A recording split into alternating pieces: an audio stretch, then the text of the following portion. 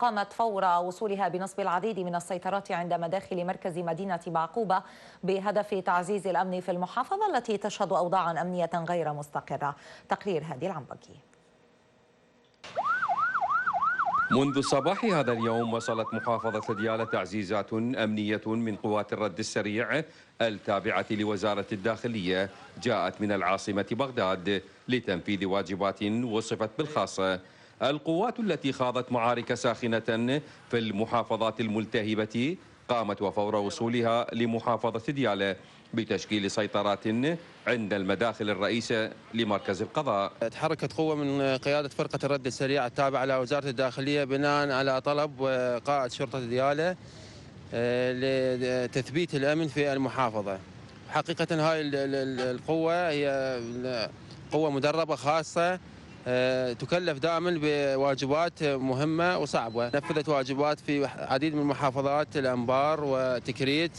قيادة الشرطة قالت إنها تعمل بالتنسيق مع هذه القوات لتفعيل مذكرات قبض بحق عناصر مطلوبة وأصحاب الجريمة المنظمة، وقد طالبت من عمليات صلاح الدين وسامراء بتفعيل قرار القائد العام للقوات المسلحة وإعادة قواتها لمناطق ديالى بسبب الحاجة إليها. القوة التي القادمة من بغداد ستعمل بأمرة عمليات دجلة وبالتنسيق مع قيادة الشرطة ديالى أيضا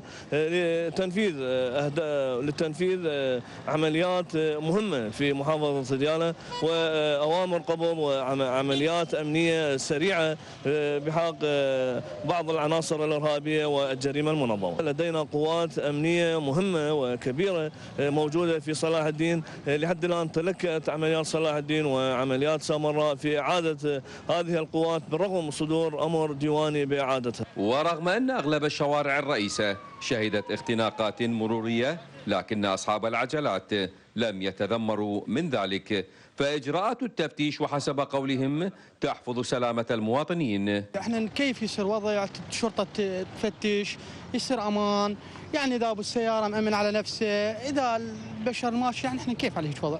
هادي العنبكي، الحرة. مشاهدينا، نشرتنا مستمرة ولكن بعد